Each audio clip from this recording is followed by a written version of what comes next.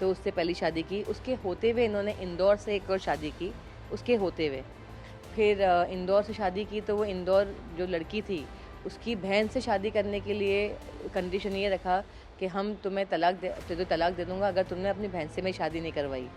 उसने कहा ऑलरेडी मैं मेरी बहन का सौत तो नहीं बना सकती हूँ। ये सब वर्डिंग है, तो सुन रही होंगी, मैं उनको सुनाने के लिए बोल रही हूँ ताकि ये वो आएँ। और फिर उनको झूठ बोलकर उनके घर पे छोड़ दिया कि आगे अब्बा बीमार हैं। 2 साल के बाद वो प्रेग्नेंट भी थी, तो उन पे ये इल्ज़ाम लगाया कि किसी और का बच्चा है। तो ऐसा कहा गया, उनके साथ टॉर्चर किया। तो वो लड़की तो चली गई पहले वाली, और दूसरी वाली को इस तरीके से छोड़ा। और तीसरी शादी की जब हैदराबाद में मैं भी थी। उनका एक ही भाई था, माँ-बाप नहीं थे, गरीब लड़की थी। तो ये गरीब लड़कियों पे टारगेट करता है बंगला दिखाकर। मुझे खुशी है कि नरेंद्र जी ने ये ट्रिपल तलाक का मामला इतना अच्छा कर दिया कि जो ये लोग मिसयूज़ कर रहे थे हमारे इस्लाम को ट्रिपल तलाक के आड़ में, वो ख़त्म कर दिया उन्होंने। तो धन्यवाद नरेंद्र जी। पाकिस्तान की बेटी के साथ रेप हो सकता है, और इसकी प्रॉपर्टी और नाम आइडेंटिटी हम हिला सकते हैं, मिटा सकते हैं। तो हम कोई भी जो नॉर्मल जो बेचारे जो कारोबार करते हैं, जो हाजी मस्तान जैसे नहीं हैं, उनके बच्चों के साथ तो आप कुछ भी करते हैं। जैसे हो रहा है, रेप हो रहा है, बच्चे गायब किए जा रहे हैं, प्रॉपर्टी का लफड़े हो रहे हैं, मर्डर हो जा रहे हैं, क्योंकि उनको पता है कि कौन सुनेगा किसकी आवाज़। तो हम सब यही कहना चाहते हैं कि आप नरेंद्र जी से कि सर आप प्लीज़ लॉ स्ट्रिक्ट कीजिए। सर पे से मुझे बुलाया था। फिर जब मैं हॉस्टल से आई, वो लड़की भी नहीं थी। मैंने कहा वो लड़की कहाँ गई? तो हमें तो इतना नॉलेज नहीं था क्या हो रहा है। फिर 4th शादी उन्होंने की थी बोरीवली से, तो उनकी बहन इन्वॉल्व थी इसमें, मेरे एक्स हस्बैंड की, उसने करवाया था, उसको भी निकाल दिया। और फिर मुझे रेप का अटेम्प्ट किया, क्योंकि मेरा ये सिलसिला शुरू हुआ क्योंकि मेरी फर्दर स्टडी लंदन में होने वाली थी। मेरे विल भी है, तो मुझे कुछ लोग लेने आए थे। मुंबई के सबसे पहले डॉन हाजी मस्तान मिर्जा की बेटी हमारे साथ इस वक्त हैं और उन्होंने अब प्रधानमंत्री नरेंद्र मोदी से गुहार लगाई है, और ये गुहार लगाई गई है उनके एक मामले को लेकर जिसके अंदर उन्होंने काफ़ी गंभीर आरोप लगाए हैं, और ये कहा है कि मामला जो है काफ़ी वक्त से लंबित है, और इस मामले को पुलिस ना तो सीरियसली ले रही है और ना ही इसका कुछ सॉल्यूशन निकल रहा है। आखिर क्या है ये मामला, क्या एलिगेशन लगाए जा रहे हैं, और क्या है हाजी मस्तान मिर्जा की बेटी की ये कहानी, इसकी पूरी जानकारी आपको इस वीडियो में मिलेगी। मेरे साथ हसीन मिर्जा जी हैं, उनसे बात करेंगे और जानने की कोशिश करेंगे कि उन्होंने पीएम मोदी से क्या गुहार लगाई है। मैडम ये बताइए, क्या गुहार आपने लगाई है? आपने एक वीडियो भी शेयर किया था। हाँ जी, अस्सलाम वालेकुम, नमस्ते, जय हिंद। जी, मैंने जैसे कि आए दिन आप देख रहे हैं कितनी खबरें आ रही हैं रेप की, किडनैपिंग की, मर्डर की, प्रॉपर्टी की। मैं जब ये चीज़ें देख रही थी, मैंने कहा कि मैं भी वन ऑफ द पार्ट, मेरे साथ भी ये हुआ है। तो जो क्राइम हो रहा है और जो लॉ के पास हम, क्योंकि लोगों को पता है कि लॉ स्ट्रिक्ट नहीं है, तो आप क्राइम करते रहो। अगर लॉ स्ट्रिक्ट होगा तो आप डरोगे कि इसका ये परिणाम होने वाला है। तो इस वजह से मैंने कहा कि क्योंकि कुछ साल पहले मुझे याद है कि अमित शाह जी ने कहा था कि जो पेंडिंग केसेस हैं कोर्ट में, उसका जल्द से जल्द सुनवाई हो, जिससे लोगों को इंसाफ मिले और ये जो लोगों के साथ गलत हो रहा है वो फटाफट ख़त्म हो। तो उसके बाद पता नहीं उन्होंने उस बात पे बात नहीं की। तो मेरा बहुत खुश थी कि अमित शाह जी ने बात निकाली। तो अब मेरा यही है नरेंद्र मोदी जी से, जो हमारे देश के प्रधानमंत्री हैं, पूरा देश चला रहे हैं वो, तो उनसे मेरा यही है कि मांग है कि सर आप और अमित शाह जी जो होम मिनिस्टर हैं, प्लीज़ इस चीज़ को सीरियस लें, हमारे लॉ को स्ट्रिक्ट करें कि जो भी आए दिन क्राइम हो रहे हैं वो कम से कम लोग सोचें 10 बार। लाइक मेरे एक्स हस्बैंड ने 8 शादी की है। ट्रिपल तलाक के टाइम पे मैंने काफ़ी इस बारे में कहा भी था, और मुझे खुशी है कि नरेंद्र जी ने ये ट्रिपल तलाक का मामला इतना अच्छा कर दिया कि जो ये लोग मिसयूज़ कर रहे थे हमारे इस्लाम को ट्रिपल तलाक के आड़ में, वो ख़त्म कर दिया उन्होंने। तो धन्यवाद नरेंद्र जी को। और दूसरी चीज़ ये है, जैसे मैंने कहा कि एक क्रिमिनल जिसने एक 12 साल की बच्ची को रेप किया, फ़ोर्सफुली शादी की, 12 साल की बच्ची को आप शादी करो, रेप करो, मतलब आपने शादी का टैग दे दिया। First he try to rape me, फिर उसने 1 महीने के बाद वो मौलाना काज़ी को बुलाकर, वो किसी को पता नहीं, मेरे साथ कोई शादी की तस्वीरें नहीं है उसकी। आप निकाह करते हैं तो तस्वीरें तो होती हैं, गेस्ट तो आते हैं, कि निकाह हुआ तो मेहमान कहाँ हैं? कोई मेहमान नहीं है, कोई नहीं है, किसी को पता ही नहीं मेरी शादी हुई। मुझे किस तरीके से रखा है, मेरे फ़ोटोज़ आप इंस्टा पे देखिएगा, मुझे कैसे रखा था, टॉर्चर करते थे। एक तो शादी की तस्वीर होती है, शादी की तस्वीर नहीं है मेरी कोई भी। और मेरे अब्बा के साथ तस्वीर छुपाई गई, शादी की तस्वीर भी नहीं है, और कुछ फ़ोटोज़ थे जो शादी के पहले के थे, हम साथ में खड़े, वो मैंने इंस्टा पे डाला है। तो मैं ये कह रही हूँ कि सोचो ना कितने इल्लीगल तरीके से एक प्रॉपर्टी के लिए मेरी ज़िंदगी ख़राब की उस इंसान ने। सेटलमेंट के लिए कई मर्तबा मेरे घर पे आया, रुका भी है कि हम सेटलमेंट करेंगे। ही वाज़ वेटिंग, वो भी मेरी बेटी के कहने पे मैंने हाँ कहा, चलो ठीक है। लेकिन उस ही वाज़ वेटिंग कि मेरा केस बंद हो जाए। मेरा केस बंद हो गया। उसको पता है मैं फाइनेंशियली स्ट्रॉन्ग नहीं हूँ, उसको पता है मैं फ़िज़िकली मैं बहुत बीमार भी रहती थी। कितनी मुश्किल से तो मैं यहाँ तक पहुँची हूँ। उसने उस चीज़ का एडवांटेज उठाया, और ये साल मुझे पता चला कि मेरा केस बंद हो चुका है और मैं उसको रीओपन कर रही हूँ। तो रीओपन करने की वजह से मैंने कहा कि मैं नरेंद्र जी से अपील करना चाहती हूँ, श्री अमित शाह जी से कहना चाहती हूँ कि जल्द से जल्द वो इस चीज़ पे ध्यान दें, और हर किसी को, सिर्फ मैं नहीं, हर देश का नागरिक जो इंसाफ के लिए तड़प रहा है कि वी नीड जस्टिस, तो वो लॉ इतना स्ट्रिक्ट करें और हमें इंसाफ मिले जल्द से जल्द। आपके साथ क्या क्राइम हुआ था? आपने क्या माँग की? मामला क्या है ये बताइए कि आपने जो एलिगेशन लगाए हैं, वो एलिगेशन क्या है आपके? मेरे साथ जो एक बच्चा, एक 12 साल की बच्ची थी मैं, और मुझे रेप किया गया, मेरी ज़िंदगी तहस-नहस कर दी। मैं अभी से नहीं, 12 साल की उम्र से लड़ रही हूँ। मैं अपनी फ्रेंड के पास कई मर्तबा गई हूँ, मैंने कितने लोगों के पास गई हूँ, हेल्प मी, मेरी प्रॉपर्टी लेके बैठा है, मेरे घर से निकालो इसको। मैंने कई मर्तबा लोगों से कहा कि चलो मैं ये पैसे लेके मुझे रेंट का घर दिला दो, मैं वहाँ से लड़ूँगी। किसी ने मदद नहीं की। मैंने ऐसे नहीं है कि आप मुझे लड़ते हुए देख रहे हैं, कब से लड़ाई लड़ रही हूँ मैं, और मैं चाहूँगी वो लोग जिन लोगों ने मुझे देखा है उस वक़्त से, वो आके बोलें कि yes I have went to them for the help, के हेल्प मी। काफ़ी लोग हैं जिनके पास मैं मदद के लिए गई थी। और मुझे मेरे बाल शेव कर दिए थे when I was 23 years old. मुझे इतना टॉर्चर किया, मेरी तबीयत ख़राब थी, मुझे फ़ोर्सफुली बच्चा फिर से कराया गया व्हेन आई वाज़ 24। तो मुझे आप बच्चे को मार रहे हैं, बच्चा पैदा करवा रहे हैं, मुझे कितना मेंटली, फिज़िकली कितना टॉर्चर किया, आप मैं क्या ही बताऊँ आपको, मुझे कितना परेशान किया। और वो आदमी आराम से इज़ लिविंग हिज़ लाइफ़, मेरी प्रॉपर्टी के साथ एन्जॉयिंग द मनी। उसने लॉयर्स, आई डोंट अंडरस्टैंड, मैं ये नरेंद्र जी से कहना चाहती हूँ, ये जो लॉयर्स होते हैं अपोज़िशन वाले, उनको सब फैक्ट पता होता है। जब उनको पता है, जब कि भई ये लड़की अगेंस्ट जाके कंप्लेन कर रही है, तो आप लॉयर्स मुझे मेरे अगेंस्ट केस डालिए ना, उनके जो लॉयर्स हैं। आप मुझे बुलाइए कोर्ट में, आप साबित कीजिए मैं उनकी बेटी नहीं हूँ। आप साबित कीजिए कि मेरी शादी 12 साल में नहीं हुई थी। आप पॉस्को केस है ये, आप देखिए ना, ये पॉस्को केस को इतने आराम से एक बच्चे के साथ तो लोग बोलेंगे अच्छा ठीक है ना, हाजी मस्तान की बेटी के साथ रेप हो सकता है, और इसकी प्रॉपर्टी और नाम, आइडेंटिटी हम हिला सकते हैं, मिटा सकते हैं। तो हम कोई भी जो नॉर्मल जो बेचारे जो कारोबार करते हैं, जो हाजी मस्तान जैसे नहीं हैं, उनके बच्चों के साथ तो आप कुछ भी करते हैं। जैसे हो रहा है, रेप हो रहा है, बच्चे गायब किए जा रहे हैं, प्रॉपर्टी का लफड़े हो रहे हैं, मर्डर हो जा रहे हैं, क्योंकि उनको पता है कि कौन सुनेगा किसकी आवाज़।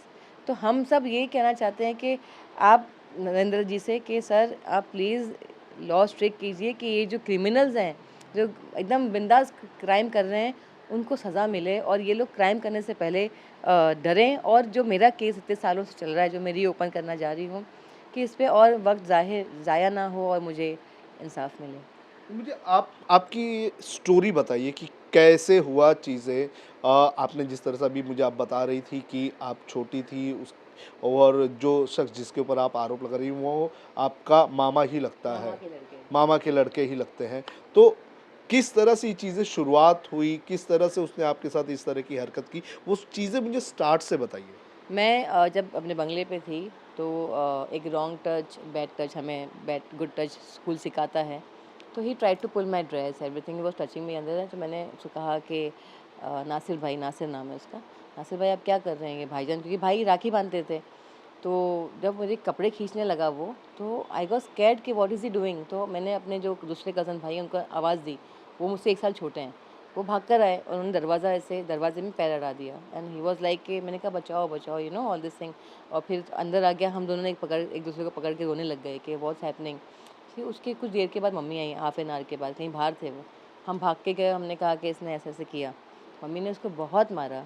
तो उसने ये मम्मी से कहा कि हमारे ऑलरेडी ताल्लुकात रह चुके हैं, और मेरी आंटी इसमें इन्वॉल्व थी। मम्मी तो अकेली थी, उनका भी कोई नहीं था अब्बा के अलावा। तो ये सब घर के बड़े लोग थे, और ये मामा का लड़का, मामा तो इंतकाल हो गया, तो हमारे घर पे ही पड़ा हुआ था। इसके और भी भाई बहन हैं, तो इनकी सबकी शादी हो गई। He was keeping eyes on my property. तो मम्मी ने कहा, मम्मी ने मुझे बहुत मारा और कहा कि तुमने क्या किया। मैं कैसे समझाऊँ कि उसको समझ में तो आना चाहिए ना क्या बात हो रही है। आई वॉज़ लाइक कि मुझे कुछ समझ में नहीं आया, लेकिन शादी का वर्ड था कि शादी के बाद पढ़ाई बंद हो जाती है, घर में रहना है, मुझे इतना ही पता था। मैं अपनी फ्रेंड के यहाँ गई, भाग गई थी, लेकिन शी वॉज़ नॉट देयर। तो कुछ गुजराती और मुस्लिम फैमिली थी, उन्होंने एक दिन मुझे रखा और कहा कि आप घर जाइए। मैंने उनको भी क्या बोलूँ कि क्या हुआ है मेरे साथ, कैसे समझाऊँ? और फिर मैं अपने घर आई, मेरी मम्मी से कहा कि मुझे शादी नहीं करनी। मम्मी बहुत डर गई थी, कहाँ चली गई, बहुत रोना सब हुआ। लेकिन 1 महीने के बाद जब इन्होंने फ़ोर्स किया कि मेरी आंटी ने कहा कि अभी तो देखो नाम ख़राब हो जाएगा, ये हो जाएगा, इतनी गंदी चीज़ें हो गई हैं, शादी करना होगा। मुझे तो पता ही नहीं क्या बातें हो रही हैं, लेकिन फ़ोर्सफुली मेरी शादी कराई गई और निकाहनामे में मेरी एज लिखाई गई 19 years old when I was 12। और मेरे सारे हॉस्टल के जो बच्चे हैं, वो तो मेरे एज के ही हैं ना। We talk to each other कि व्हाट नॉनसेंस, कि हम क्या इतने बड़े हैं कि हम हाँ, तुम तो हमारे साथ की कलीग हो। मैंने कहा क्या बोलूँ अभी, तुम केस करो असीम। मैं केस तो कब से कर रहे हैं, कुछ इंसाफ भी तो मिले।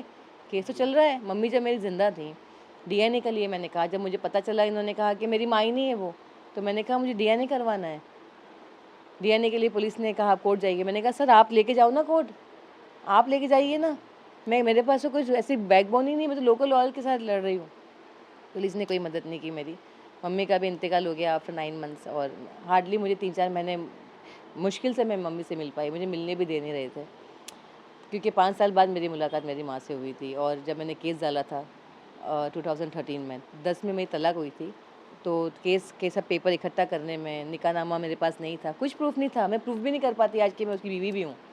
वो तो मेरे बच्चों ने मेरे बेटे ने पेपर्स सारे ला के दिए मुझे। मैंने कहा ये पेपर्स यहाँ हैं बेटा। फिर हमने सारे पेपर इकट्ठा किए, काफ़ी चीज़ें प्रूफ इकट्ठा करके फिर मैंने केस 13 में डाला था। ये शादी आपकी कौन से साल में हुई थी? 96 में, 96। 2000 96, 26, 11।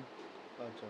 और उसके बाद फिर आगे आप किस तरह से कहाँ पर रह रही थी शादी के बाद? और फिर आपने कहा कि आपके साथ टॉर्चर भी हुआ, किस तरह का टॉर्चर किया गया? मैं अपने बंगले में ही रहती थी, जुहू पे ही रहती थी। Torture in the sense he used to beat me, क्योंकि मम्मी मेरे साथ नहीं रहती थी। मम्मी रहती थी बांद्रा में रहती थी, कभी वो जोगेश्वरी रहती थी। हार्डली वो मेरे साथ रहती थी, क्योंकि ये होने के बाद मुझसे उन्होंने कभी बात नहीं की। उनको ऐसा लगा कि क्या कर दिया। तो ये मुझे मारता था, मुझे लात मारता था। जब मैं प्रेग्नेंट थी, मुझे इतना टॉर्चर किया है कि मैं क्या ही बताऊँ। मतलब ऐसा था कि मर जाए किसी तरीके से, मैं नेचुरल डेथ हो जाए। मतलब मुझे बंद करके रखा था। लेकिन उस हालत में मैं, मेरी एक फ्रेंड थी जो विरार रहती थी, मैं उनके पास ही चली जाती थी, क्योंकि मैं किसी को जानती ही नहीं थी। वो मुझे फिर ला के यहाँ पे रख देती थी। मैंने कहा मुझे सताता है, मुझे मारते हैं, प्लीज़ हेल्प। लेकिन आज कोई हेल्प नहीं कर रहा, तब कौन करता था, बच्ची थी मैं। तो आपकी अम्मी उस वक़्त क्या करती थी, वहाँ पर थी जब ये सारी चीज़ें हो रही थी? उनके सामने तो ये सब चीज़ें होती नहीं थी। उनको मैं बोलती थी और मुझे मारा। तो मम्मी मम्मी एक्चुअली देखा जाए तो मेरे से बहुत ही नाराज़ थी। उनको लगा कि मैंने ये सबसे दुनिया का सबसे गलत काम किया है और मैं सफ़र कर रही हूँ, जिस तरीके से उनको बताया गया।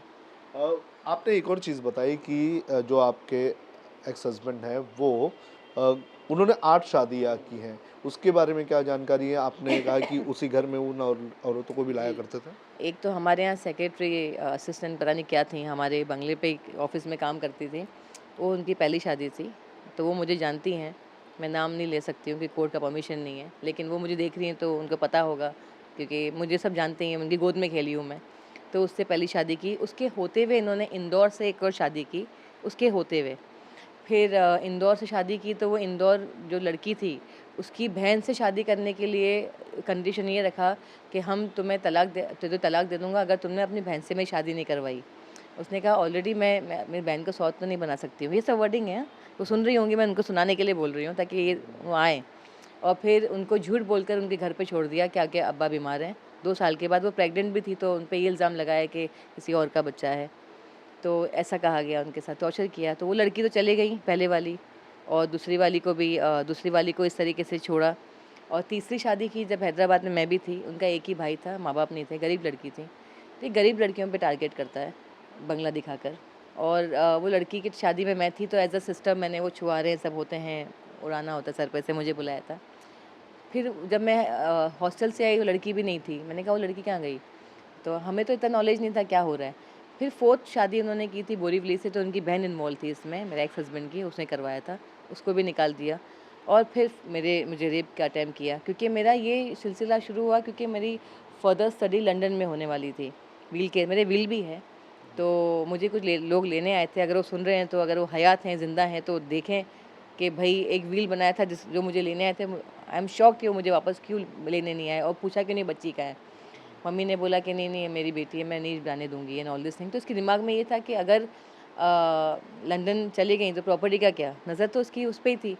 तो वहीं पे ये सिलसिला शुरू हुआ और इसने कहा कि चलो अब प्रॉपर्टी इसको ही अंदर रख लो, तो भाई क्या है। आपके पहले किसी से शादी की थी उसने या बाकी शादियां सब आपके बाद ही हुई है? मुझसे चार पहले चार शादी, जिसको अच्छा। छोड़ दिया उसने, फिर मैं फिफ्थ वाइफ हूँ, मेरे बाद फिर तीन शादी।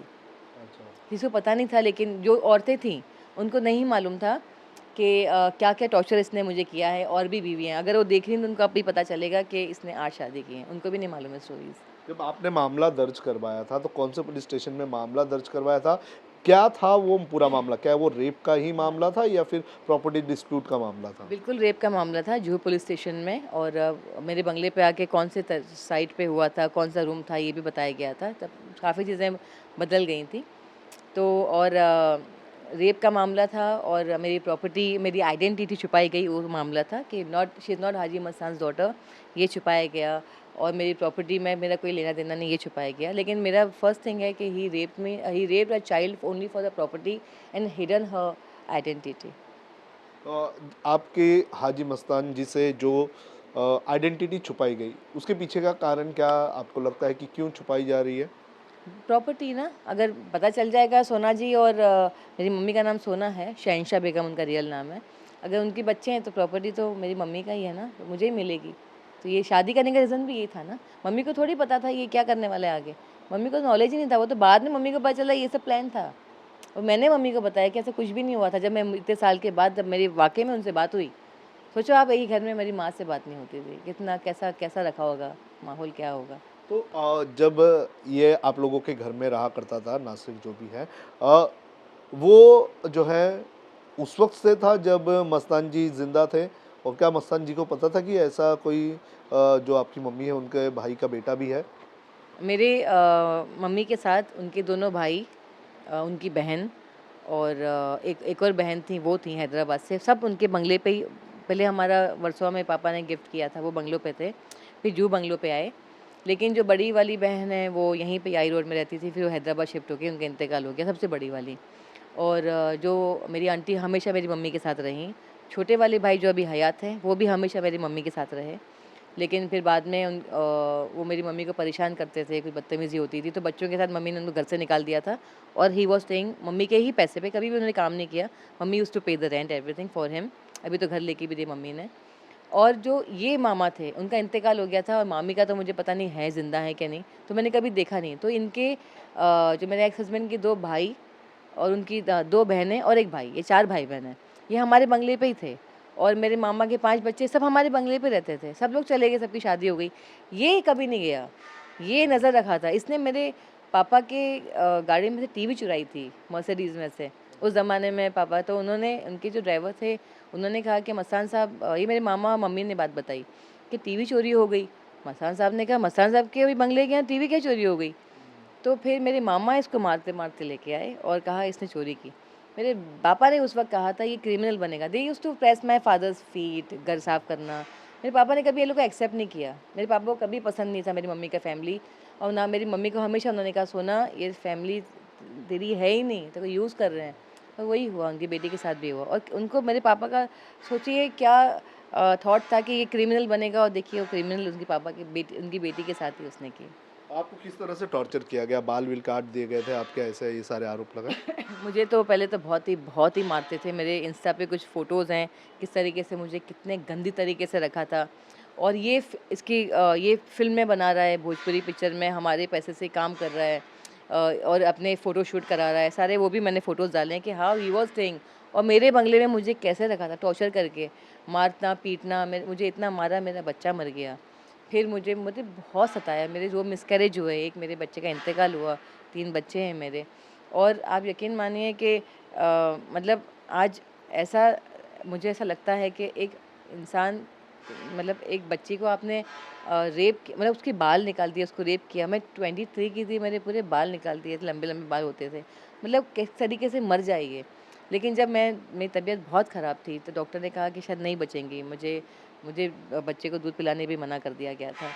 तो मुझे टीबी हो गई थी, थायरॉइड हो गया था, मतलब बहुत मेंटली डिस्टर्ब हो गई थी मैं। उसको लगा अब ये मर जाएँगी। 6 मंथ्स मैं उसकी बहन के घर पे रही कि मैं क्या करूँ। मैंने वहाँ से काम करने की कोशिश भी की, लेकिन मैं बीमार थी ना, तो मैं बच्चा लेके उसकी बहन ने बोला मैं रखूँगी नहीं, आप जाइए बात कीजिए। मैं वहाँ जाके बात किया तो उसने बोला you have to give a birth to a child. मैंने कहा मैं मर जाऊँगी, मुझे प्रॉब्लम नहीं है, तो मेरे साथ ये हो रहा है, तो बच्चों के साथ क्या होगा? ये मेरा हमेशा से कंसर्न था। मैं पुलिस स्टेशन गई, मुझे निकाल दिया, नहीं आप जाओ, मम्मी से मिलने भी नहीं दिया। मैं पुलिस स्टेशन गई, मैंने पुलिस को कहा, तो पुलिस ने फ़ोन लगाया। उन्होंने बोला ये अपनी मर्ज़ी से जा रही है। मैंने कहा सर मैं आपके पास क्यों आई हूँ? उसमें पुलिस ने लिखा है मेरे सामने कि आप अपनी मर्ज़ी से जा रही हैं। मैंने कहा मैं अपनी मर्ज़ी से नहीं जा रही हूँ। क्या कह रहे हैं आप? मैंने कहा मैं अपनी मर्ज़ी से जा रही हूँ। अच्छा मैं अपनी मर्ज़ी से जा रही हूँ। हाँ, हाँ, यही न बुला रहे हैं, ये तो आप कोर्ट जाइए। पुलिस ने भी तब मेरी हेल्प नहीं की। पुलिस ने तो कभी मेरी मदद ही नहीं की, वरना कब से मैं केस जीत जाती। अब किस तरह से ये केस रीओपन करना चाहती हो? अभी तो यही है कि अभी मैं रीओपन कर रही हूँ, पूरी कोशिश मेरी जारी है, क्योंकि पुलिस ने 2 साल के बाद पता नहीं क्या चार्जशीट डाला और पुलिस ने ये लिखा है ना ये केस ट्रू है ना फ़ॉल्स है। ये कैसा आपने डाला है?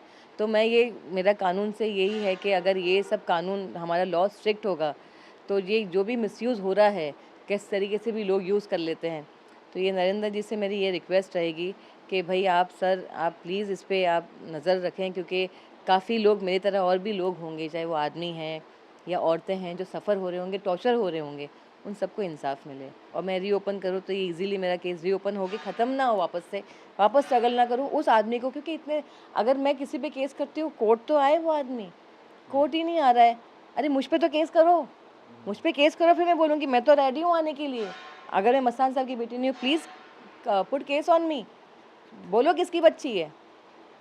तो ये सब चीज़ें हैं, तो यही मैं दरख्वास्त करना चाहूँगी हमारे श्री नरेंद्र मोदी जी से और अमित शाह जी से जो हमारे होम मिनिस्टर हैं, कि प्लीज़ सर आप लोग इस पे ध्यान दें और जो भी हमारी तरह स्ट्रगल कर रहे हैं इंसाफ़ के लिए, उनको इंसाफ़ मिले। एक आखिरी सवाल ये पूछना चाहूँगा कि आप कह रही हैं कि उसकी नज़र आपकी प्रॉपर्टी पर थी। कौन-कौन सी प्रॉपर्टीज़ आपकी यहाँ पर मुंबई में है और क्या ये प्रॉपर्टी जो है वो मस्तान साहब की प्रॉपर्टी थी जहाँ पर आप लोग रहते थे? जी, मेरे अब्बा की थी और मम्मी को दिया था उन्होंने, बाकायदा मम्मी को दिया था। और तो जुहू में मेरा बंगला है, पाम स्प्रिंग सोसाइटी 14 नंबर हमारा है। और मेरा वीरा देसाई में हिल पार्क एक सोसाइटी है, वहाँ मेरा फ्लैट है, वो भी उसने रेंट पे दे दिया, ये भी रेंट पे दे दिया। फिर मेरे कुछ ऐसे ट्रस्ट के पैसे हैं जो मंथली आते हैं या 6 मंथ में आते हैं, वो भी वो यूज़ कर रहा है। तो मैं बैंक से भी अपील करना चाहूँगी कि ही इज़ मिसयूज़िंग माय अकाउंट, जो मेरी मम्मी के नाम पे है, मम्मी के जो भी चीज़ें हैं ही इज़ मिसयूज़िंग, सो आप इस पे ज़रा ध्यान दें।